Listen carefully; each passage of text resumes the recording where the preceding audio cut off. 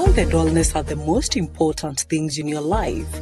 It impacts on how everything else happens and is received by you.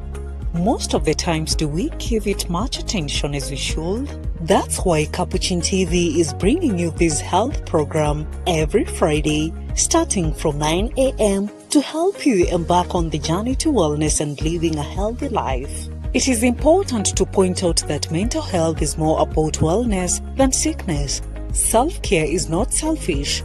Some of the factors that can make a big difference in health wellness are diet, enough rest, exercise, posture, and avoiding use of alcohol. Enjoy this conversation with me, Maureen Kimani, every Friday from 9 a.m. on our Health Corner show here at Capuchin TV. Your health is your wealth.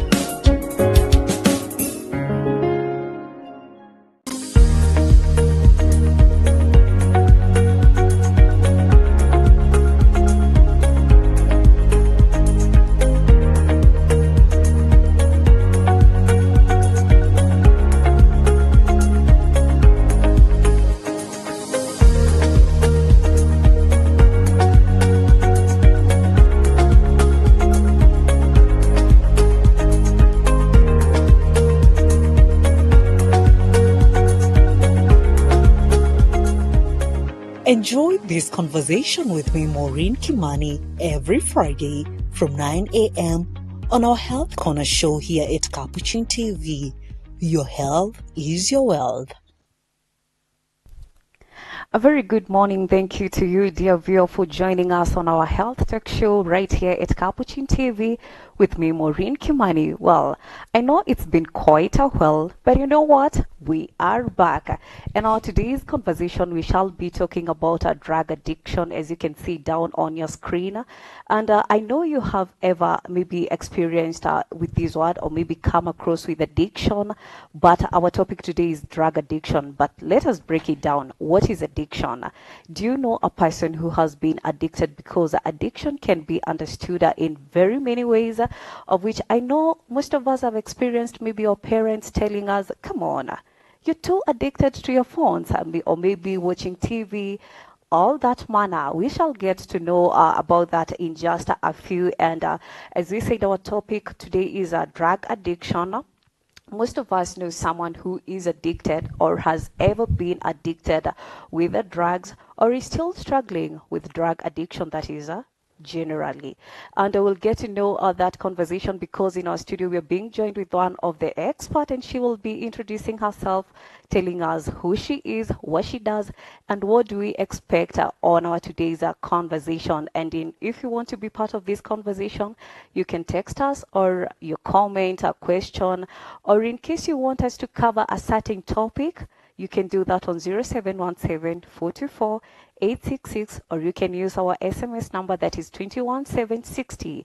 Your health is your wealth. A very good morning. Welcome to the conversation. Yes, good morning, beautiful lady. Morning, Maureen. How are you? I'm good. How have you been? I am well, thank you. Good to see you and good to have you here. Good to see you too. I know it's your first time. Yeah. Karibu sana. And because it's your very, very first time, I'd love you tell the viewer who you are, your name, and what you do.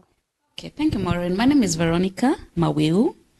Veronica is a mental health practitioner with qualifications in psychology and addiction profession as well. And I've been practicing for 10 years. Yes. How has the journey been before we even start about the conversation? Well, the journey is amazing. When you see people transforming from conditions that would rather be fatal to their lives, it's a blessing. And I would say it's God all the way. Yes. Well, you heard it. That is Veronica Maweu, who is a psychologist and addiction professional. And we will be having her on our today's topic, that is a show on health, a talk show right here at Capuchin TV. Welcome once again. Well, let's begin. Because you're talking about a drug addiction, let's break it down. What is addiction? Because most of us know what is a drug, but what is addiction? Addiction can be looked at in so many ways, but let me use one specific explanation that is going to capture a lot of what we mean by addiction. So addiction is a condition, it's actually a disease or a disorder that is characterized by obsessive and compulsive indulgence in mood-altering chemicals or behaviors, despite known negative consequences. So a person would be knowing that, this thing is doing this to me, but despite knowing that, there is an obsession and a compulsion to indulge. And it's either a drug, a substance, or a behavior. Yeah. What are some of types of addiction that we have? Categorize addiction in two major ways. There is chemical addiction and behavioral addiction. So when I was defining what addiction is, you recall I said it could be indulgence in a substance or a behavior. So examples of chemicals of abuse, we have things like drugs, alcohol, cigarettes, marijuana, club drugs. There are so many types of drugs. And in the profession, we call them substances. Okay? A person can also be addicted to behaviors. You started by saying phone addiction, yeah? Social media. Thank you. Social media, there could be workout, can be an addiction. Work can be an addiction. Shopping can be an addiction. So yeah, basically we categorize them into chemical addiction, behavioral addiction. And actually, it's quite funny being in a Catholic institution. I'm sure most of us, when we attend the masses, you may hear a priest saying, most of the youths are very addicted to their phones. They cannot even be able to concentrate for 1 hour, 30 minutes for the mass. They still want to use their phones. But anyway, I'm sure it's not here. Okay, when we say, how does a person become addicted to these drugs? Well, there are so many factors in play, Maureen, when you talk about addiction.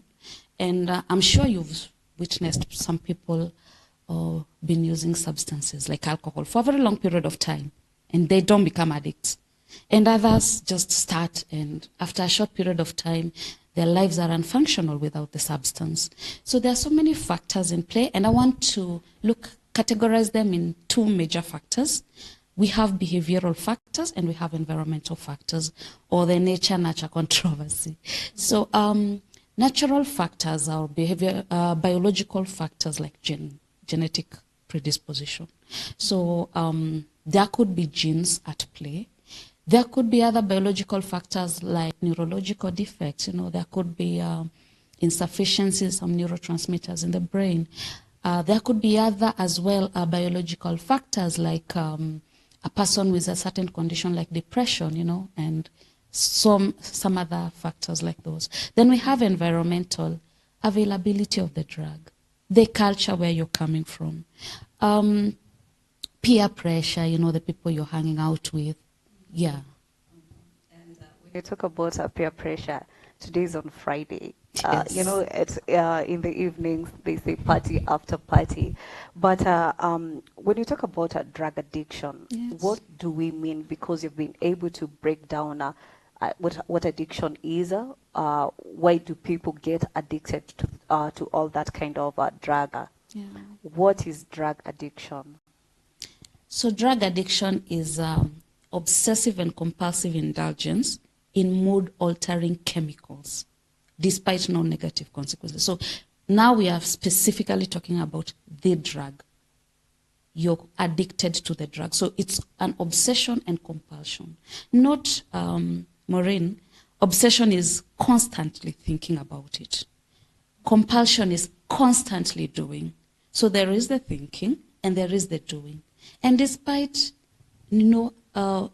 vivid negative happenings in your life, you're still indulging.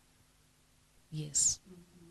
And when you talk about being obsessive or Yes. that obsession, Yes. we know you may hear people saying, this person is addicted. When you talk about the love, is addicted, or maybe you're obsessed with me, all that kind of a thing. And I think that's a good way to explain about this drug addiction and what happens to the brain when one starter gets addicted to these drugs. Okay. I want you to think of yourself getting a reward. What happens? There's excitation, isn't it? When maybe you're going to get a reward for something, like you're doing a very good show and then somebody comes to reward you. There'll be excitation, there'll be expectation, and the brain will be sending some impulses. We have what we call the brain reward center. So what drugs do after compulsively indulging, there'll be a change in how brain nerve cells perceive reward, So how they send and receive messages about rewards is going to change. And so what happens, some of these chemicals have a way of mimicking our neurotransmitters. Like dopamine, for example. It's a neurotransmitter responsible for excitation, for feeling good, okay? So some of the drugs that people indulge in, let me take an example of heroin and marijuana. Heroin and marijuana will imitate how dopamine, the structure of dopamine. So what happens, we have what we call dopamine receptors in the brain. So the receptors, the drug will fuse with the receptor. And so instead of there being the normal neurotransmitters sending the reward messages, it will be the drug, because drugs of abuse have a way of crossing the brain-blood barrier. So they will find their way into the path there is supposed to be for the neurotransmitter. So as a result, the excitation that is felt will be as a result of the drug, as opposed to the normal neurotransmitter process. So it's there's a whole physiology explanation to it, but I'm trying to explain in the simplest way possible for the sake of our viewers. And I'm sure in your area of expertise, that is being a psychologist, what can you say? What's the age preference of people being addicted? Come up again. Do we have a certain age preference of drug addiction in terms of age? Are the youths, between the youths, the women, the men, I mean the society, who are the most affected with this addiction? Going per my experience and also looking at some psychological factors, I would say between teenage all the way to around 30, that is where we have addiction setting in. And especially I'm talking about teenage because it's a formative years, okay? There is a time of identity formation. And a lot of people are trying to want to become, it's like coming out of and wanting to be. Yes, so I would say from teenage to around 29, 30, in between there. Yes. And what can you say? What do you think? Does it mean they don't have enough information about drugs? How can they affect their lives, their way of living, their health matters? That is a contributory factor. There being a lot of awareness created to some of our youth. But that notwithstanding, some of our young people have the information. But they still want to get that risk. Maureen, I want you to capture the fact that addiction is a disease. Okay? So when people are starting drugs, it's not like they're looking to become addicts. Some of them will be starting maybe for recreation purposes, for something that has been in the culture. Some of our traditions, when men meet, they have to drink something. When events happen, a drug has to be taken. So they are not starting to become addicts. It's something looked at as normal, but then because the person's system is a bit different in the way it's responding to this drug, then eventually they become addicted.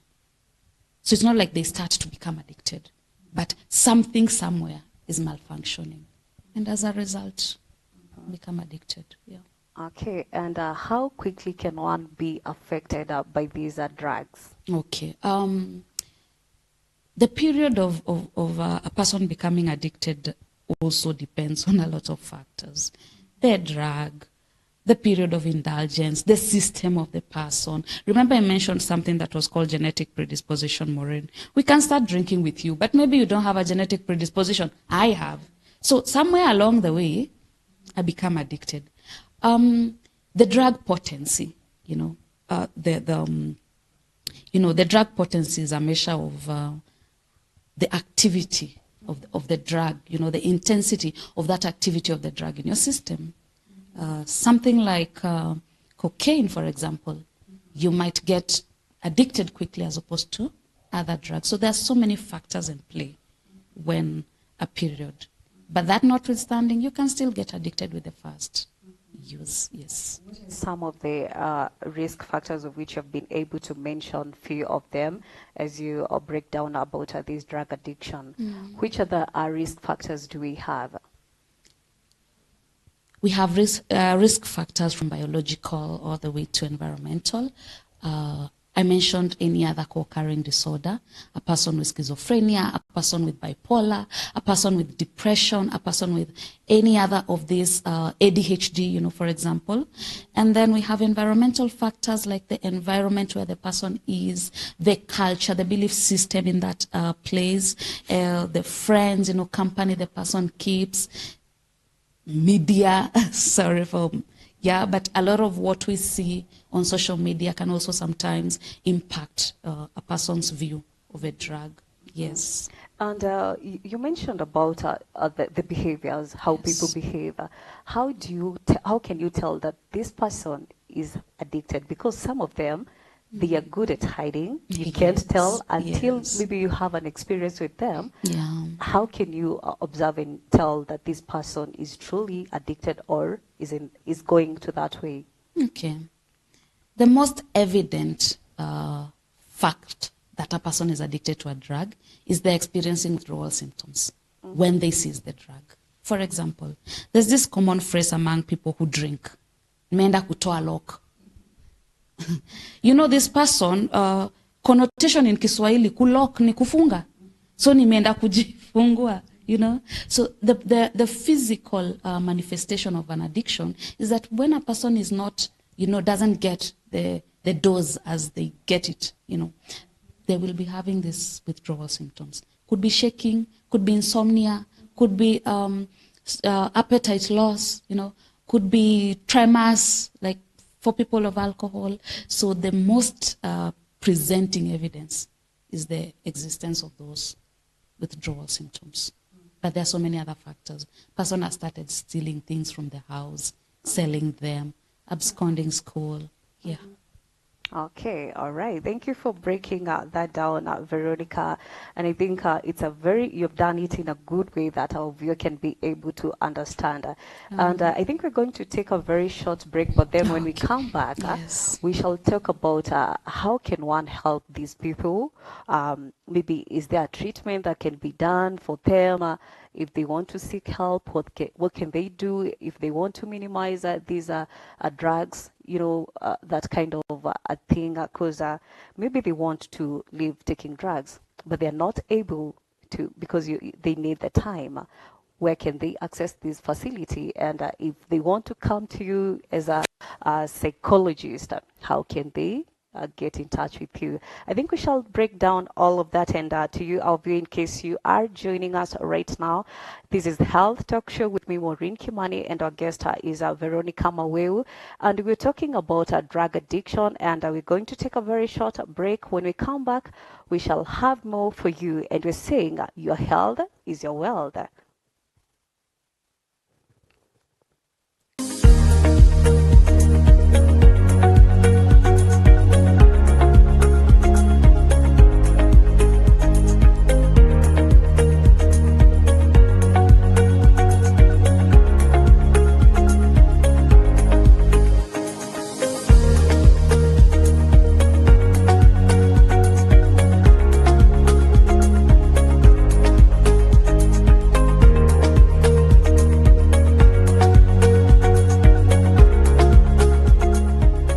Enjoy this conversation with me, Maureen Kimani, every Friday from 9 a.m.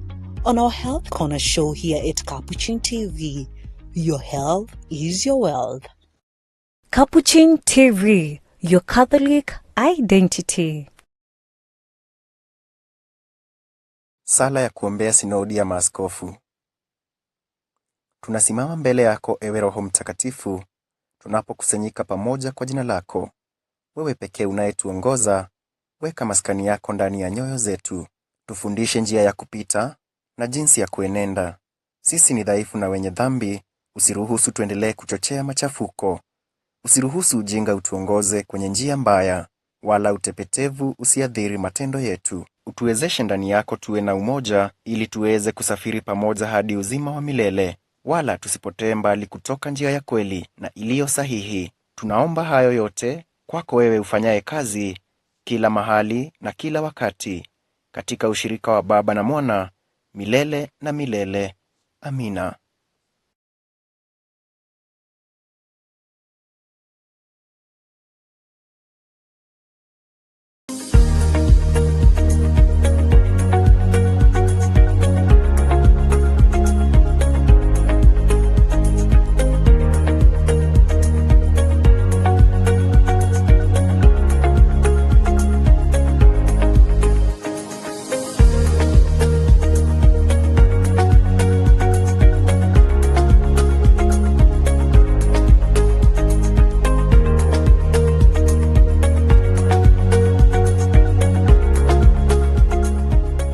Enjoy this conversation with me, Maureen Kimani, every Friday from 9 a.m. on our Health Corner show here at Capuchin TV. Your health is your wealth. Capuchin TV, kitambulisho Katoliki. Welcome back, dear viewer, on our health talk show with me, Maureen Kimani, and joining me in the studio we have Veronica Maweu, who is a psychologist and addiction professional. And we've been talking about drug addiction, of which we've been able to break down with the help of our guest here, who is an expert in that field. And we've been able to see what an addiction is and what a drug addiction is. And in case you missed that part, you can also check that topic still on our YouTube page at Capuchin TV, Capuchin TV. You can get that information, all that. And now we're going to move forward talking about treatment, as we mentioned before we took a break. Are there ways one can have this treatment of drug addiction, and when can one seek help in terms of emergency is concerned? Welcome back. Welcome back, dear Veronica. Thank you, Maureen. Yes, I don't know if you want to say something as we continue with this, but before I ask you my question on your observance about drug addiction. Well, I want to highlight or point out the fact that addiction, before we went for break, you asked me a question on what determines how fast a person will be addicted to a drug. Maureen, we have categories of drugs. We have stimulants, we have depressants, we have hallucinogens, we have opioids, okay? So that could also play a factor on how quickly a person will get addicted, alongside, of course, the potency and the duration, mode of ingestion, yes. Okay, and as I mentioned in our first part, we said that today is on Friday. And what do Kenyans do? They love partying a lot. And my next question is about club drugs. Yes. Most of the youths, not even only the youths, as you said, the age preferences, it may be between 20 to 30. It can be even 40 and 50, actually, because I think every age between from 15 to maybe 70, they're still abusing, drugs. So what are these club drugs? Okay. Before I even answer about club drugs, Maureen, I want to correct the use of the word abuse. Currently, we don't call it drug abuse because we have now understood that these people are sick. It's a condition. So we say, yeah, there are people living with substance use disorders. They don't abuse, yes, the drugs per se. Club drugs, from the word club. That is where they get their name, club drugs. These are chemical substances that are, can I use the word illegal? But yet they are very common in clubs, very common in raves, you know. So they are mostly used in those settings, okay? Examples include Rohypnol. Remember very recently on TV where there was this issue of watu kuwekewa mchele. Yes, so that's a club drug. We have MDMA, we have ecstasy. Some people will call them designer drugs because they'll associate them with, you know, being high and you know, cool. Yes, so those are club drugs. And what are some of the signs of abuse of club drugs? Okay. Club drugs can be looked at in the different categories. Some club drugs are stimulants. So, of course, the sign that a person is using a stimulant will be increase in the activity of the system. For example, increased blood pressure, increased heartbeat, increased, inability to get sleep. Normally, you get insomnia because, remember, your body is on hyperactivity mode, yeah? Then if the club drug is a depressant, of course, then it will be the opposite of what I just said. So there'll be slowed heartbeat. There'll be, you know, the person goes into that, slowed kind of body system. And then if it's a hallucinogen, again, from the word hallucination, there'll be that feeling of, you know, they're seeing things that, you know, are not there. There'll be those signs of a hallucinogen. They are like hallucinating. That is the high associated with it. So it will depend. The sign that are to be looked for will depend.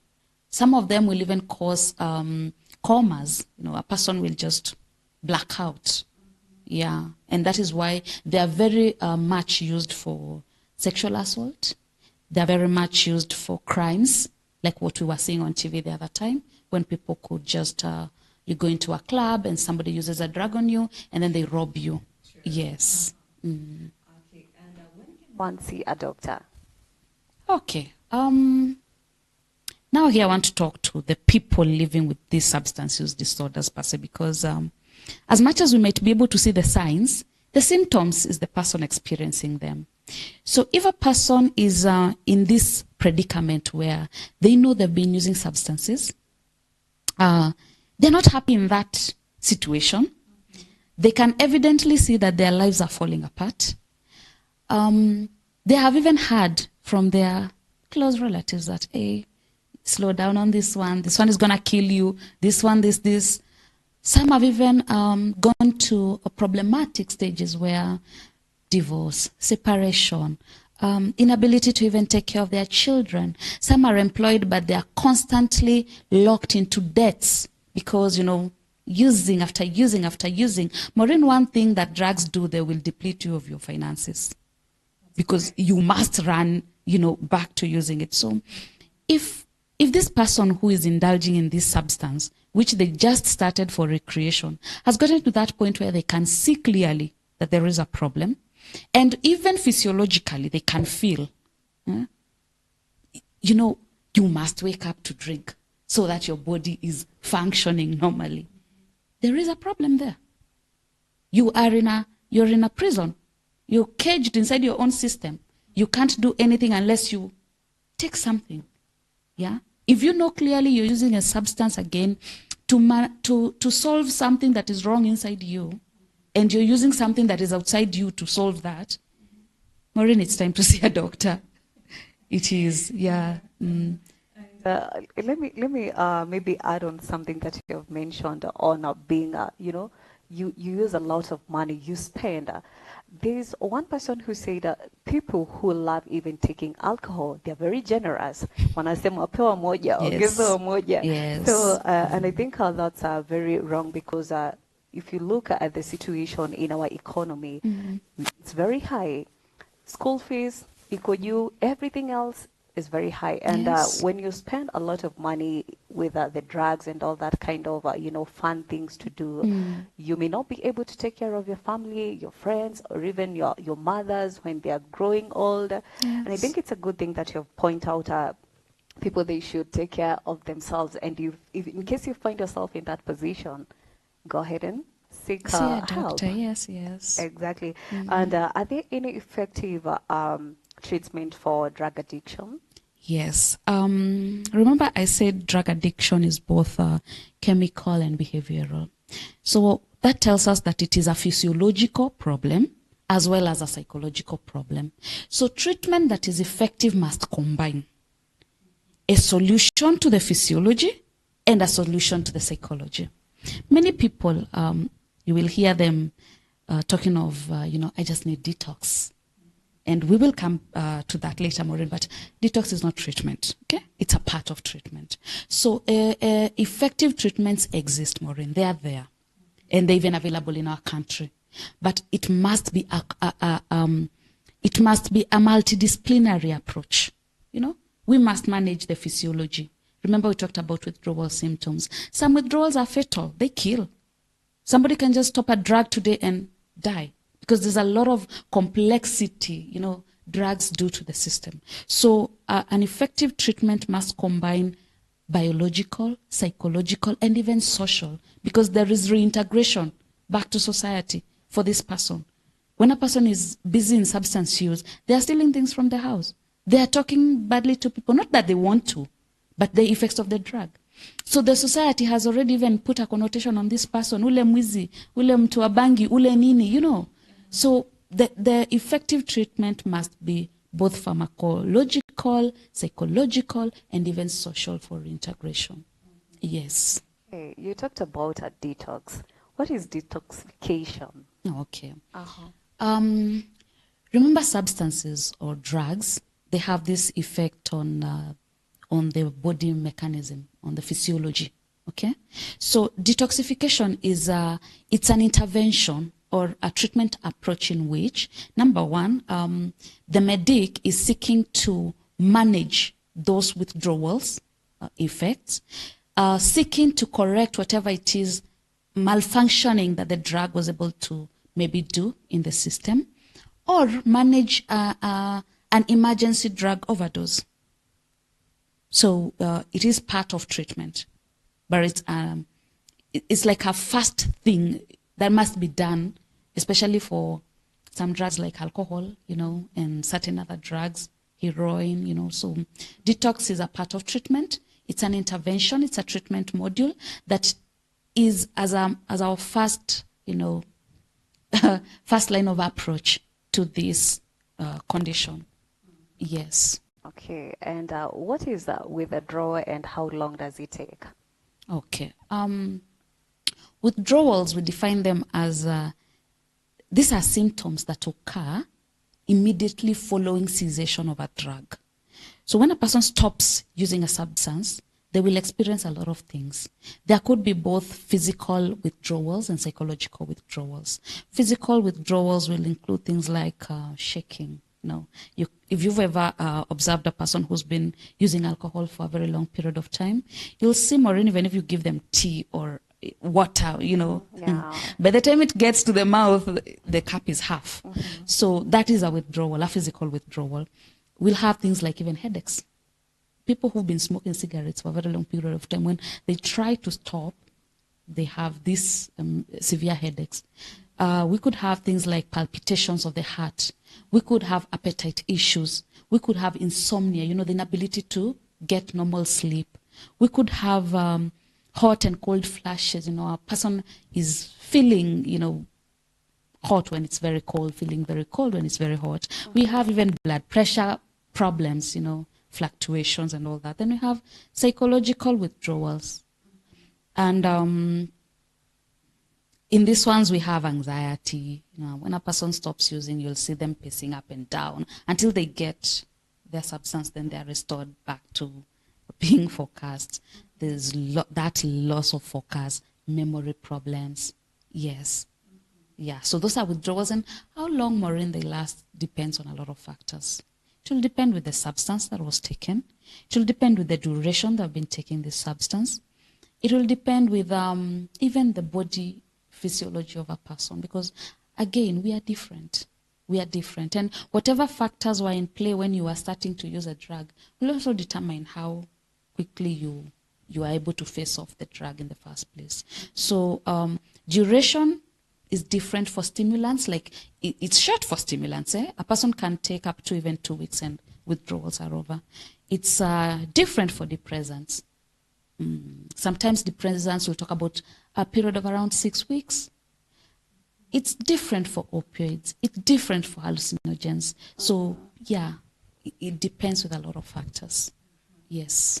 Okay, and let me ask you this. Yes. Being in a Catholic institution or environmental, I would rather maybe phrase it that way. Yes. What do you think the church should do? Because even in Catholic, you may find there's so many people that are addicted, have addiction. Yes. What should be the approach of the church to these people? Okay. Maureen, addiction is a disease. And nobody starts drugs because they want to become addicted. They want to become dysfunctional. Nobody starts drugs to get there. Okay? It's a disease. So number one, our first approach should be, we look at people who are addicted as people who need help. You know, I just said that addiction is taking something outside of you. Drugs, workout, sex, to solve something that is wrong inside you. Okay? To resolve some intrapersonal issues. So the approach of the church, I believe, number one is creating awareness. People need to know what is addiction, how it starts, how it progresses. People need to know things they need to watch out for, and maybe invest in institutions of therapy where our faithfuls, can seek this kind of help. Because a lot of people, when they're in addiction, Maureen, wanajifungia, it's like they don't want to come out because of the condemnation, because of the stigma associated with addiction. People look at people with addictions as the crime perpetrators in the society. So most of these people, when they have this problem, they will hide. And we are not solving anything by having people hiding in society with a condition that is actually fatal, with a condition that has a lot of behavioral problems, that is breaking a lot of marriages, that is creating a lot of chaos even among people. Imagine when a person, Maureen, has not gotten their daily dose of a certain drug that they're addicted to. We have mood problems. So you go to church and a person is very moody and you're like, what did I do to this person? Kumbe hakupata ile drug yenye amezoea. So there's a lot of chaos being created in society as a result of this addiction. So as a church, because I'm also a Catholic faithful, we can start by creating awareness. And I've tried to do that whenever I have the opportunity. I've talked to young people about addiction, It's not an easy topic to approach, given that drugs are recreational things that people like so much. And when they get the high or the steam, they really feel good about themselves. So there are also other things to talk about so that we can solve the drug menace. Things like self-esteem issues, things like family problems that are existing that nobody wants to talk about. Yes. Okay. So awareness, I'd say, is the first approach. Yes. You mentioned about the self-esteem. I was to ask you about that. Yes. Do you think self-esteem is a major cause of people indulging themselves with drugs? It is one of the major causes, Maureen. And here the men will agree with me. Sometimes when men, I've had this with a lot of the patients I've been treating. They will tell you, when I want to feel brave to approach a woman, just one puff, and I'm good to go. So that is telling you that this is a person without confidence to approach a woman. So eventually what will happen? It's a puff every time I want to, is a puff, And this thing of mwanaume ni kukunywa machozi ya simba or something like that, Go to our cultures and look at how the masculinity has been defined. Yeah? If you're able to, then, so self-esteem is one of the major things that needs to be talked about, and it develops way in the formative years, in those teenage adolescent years. So, And okay, what is your message on the youth that don't have that kind of self-esteem? They have self-esteem issues. What can you tell them? some people have self-esteem issues and they don't even know they have self-esteem issues. So I would encourage people to, this is not a common practice in Africa, but it's a good practice. Go online and take some personality tests, assessments. Go read on those. There's a lot of information available on the internet about self-awareness, about who am I. You are going to be able to see maybe some of the signs of maybe I have a low self-esteem. You will be able to identify with some of those signs. You can even take a self-esteem assessment. There exist several psychometric tests on self-esteem. Take one, see where you lie. Then if you think that you need help with this self-esteem, if whatever help is given there on Net Maureen is not satisfying to you, or you're not able to practice that on your own, then seek therapy. There are so many professionals currently in Kenya who've opened offices for therapy. And it's not expensive if you're building yourself up. Very true. Yes. Okay, thank you for that, Veronica. And I think because our time is up, we're going to wind up on our show. But before we do that, I'll give you a time you talk about your parting shot on drug addiction. Okay. Thank you very much, Maureen, and thank you very much, our viewer. One thing I want to emphasize on is the fact that the problem of addiction is here with us. It is very much rampant in our society today. And a lot of children are getting addicted at home with their parents, but because parents don't know the telltale signs and the earliest signs to detect, and there's also something we call codependency. Maureen, when you have a child, you do never want to believe that my child is addicted. So for a very long period of time, it's like you close your eyes to what is happening before you, so that you don't come to terms. It's a defense mechanism. You don't want to believe that your child could be going through that. So I want to tell our viewers that addiction is here, and a lot of people are addicted to these substances, and we need to seek help. There is no hakuna aibu, Maureen, ya kukuwa mgonjwa. Addiction ni ugonjwa kama magonjwa yale mengine yote. Now, there's nobody who started drugs to become an addict. I will keep emphasizing on that. So it is a disease. Come forward, get help, seek out professionals. We have so many professionals in this field. We have you can visit a psychiatric office and they will advise you on what to do. You can visit a psychologist. There are so many in Kenya, and they will advise you what to do. You can visit an addiction professional. They will advise you what to do. You can even walk into a counselor's office and they will advise you what to do. So let us not hide. And if you know you are indulging in something, not only drugs, Maureen, even food. Umeshaisikia kitu inaitwa stress eating. Kila saa uko na stress, chocolate. Kila saa uko na stress, chakula. If you know you're using any substance that is outside you, or even a behavior, to solve something that is insufficient inside you, seek help. Don't wait for it to grow. Yes. Okay, and talking about that, I hear you have a question. Hi, I'm Anne. Please, where can I find you? I have a son who was chased from school, saying he's a drug addict. He needs a psychologist. He's in Form 3. Yeah, so yes.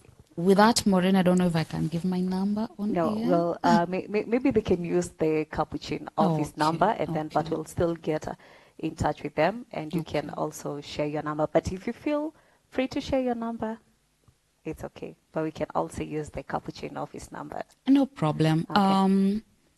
You see, one of the ethics in our profession is that there is somebody who will want help, but they'll not want to go where they are seen. So I'd rather just mention my number. Thank you. Then if somebody feels like, let me just talk to the to her directly, then it is well and good. Okay, yes. Okay, then I think you can do that. Okay, so my number is 0705 586 044. 0705 586 044. And I also want to mention that, Maureen, NACADA is very open to helping people with substance use disorders. So when you go to the NACADA website, you're also going to see toll-free numbers. You're going to be able to be also directed in some of the good institutions for management of these disorders. Yes, so our country is also doing something about this, and NACADA is the body that has been pioneering, you know, the change from these substance use disorders. So I'm mentioning that because I know some people would like to. Yes. Okay, thank you so much, Veronica, for taking us through, and thank you to our viewer for following up this conversation right here at Capuchin TV. We really appreciate your time and your feedback. We love that, of course. Thank you so much, Veronica, and may God bless you. All right, we have come to the end of the show, and in case you're still joining us right now or you missed our part of the conversation, you can still go down to the link of Capuchin. You can get all that kind of information, and I would love to say thank you to the team that has been behind the camera. We have Eric Otieno, we have Alan Andiva, we have Charles Malverton, we have Kelvin Zisa, and many other, of course, who have been of success of this show. May God bless you, and wishing you a good day. Your health, remember that your health is your wealth. So you have to take care of yourself, you have to take care of your family, you have to take care of your friends, because you don't want to see themselves suffering or being in a situation like this. Thank you so much, and may God bless you. See you next time.